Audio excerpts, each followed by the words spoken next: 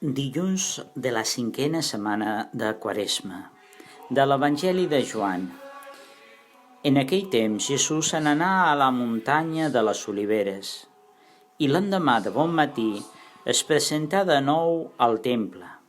Tothom acudia al seu entorn i ell assegut els ensenyava. Els mestres de la llei i els fariseus li portaren una dona que havia estat sorpresa cometent adulteri. La posaren al mig i li digueren: «Mestre, aquesta dona ha estat sorpresa en el moment de cometre adulteri. Moisès, en la llei, ens ordena d'apedregar-les, aquestes dones. I vos, què hi dieu?» Li feien aquesta pregunta insidiosament, buscant un pretext per acusar-lo.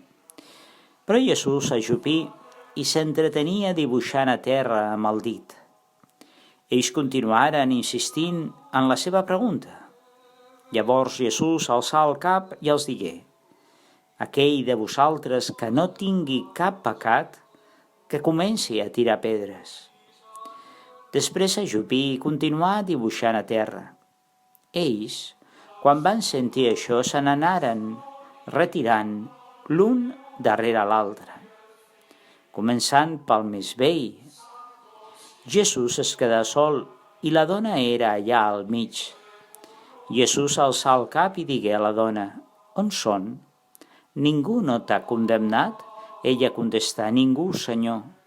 Jesús digué: «Tampoc jo no et condemno. Vés-te'n i d'ara endavant no pequis més». Benvolguts, avui l'Evangeli ens presenta aquesta escena de Jesús i la dona pecadora.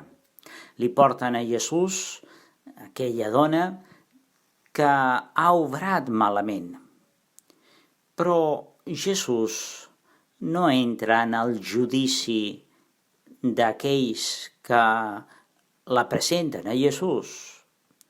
No entra en aquest judici no perquè no vegi el mal que ha obrat, sinó perquè vol oferir a aquella dona el seu perdó i una nova oportunitat.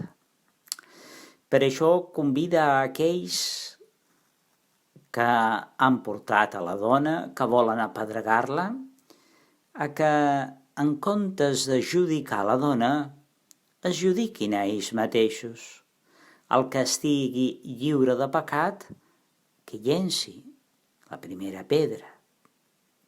És aquesta una lliçó primerament humana, perquè els homes amb molta facilitat judiquem els altres i ens deixem emportar pel judici, especialment en els moments de crisi, de dificultat, doncs sempre en trobem culpables i judiquem aquest i aquell altre.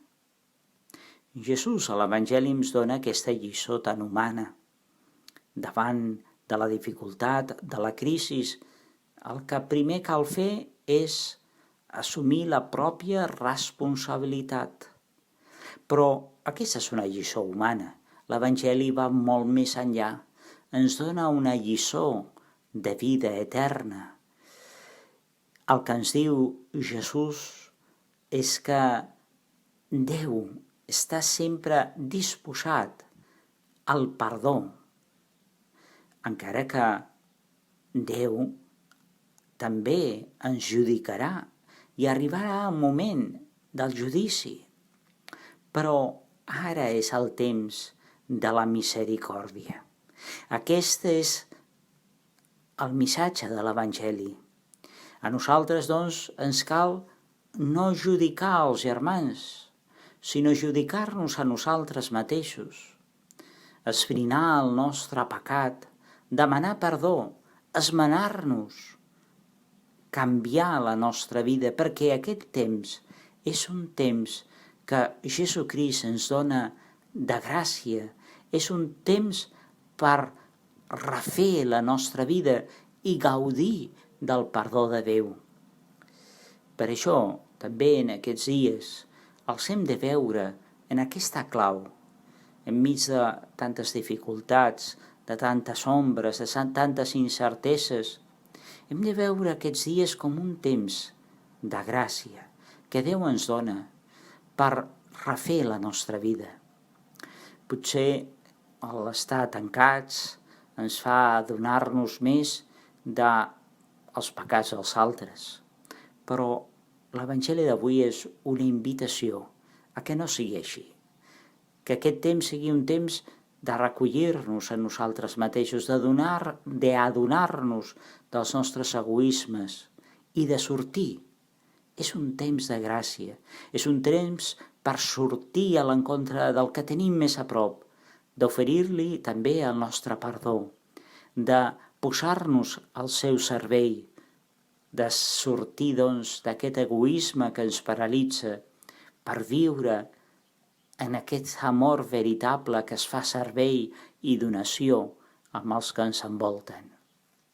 És aquesta la lliçó de vida eterna, perquè només aquell que se sent perdonat per Déu, reconciliat amb ell, és el que pot perdonar els seus germans.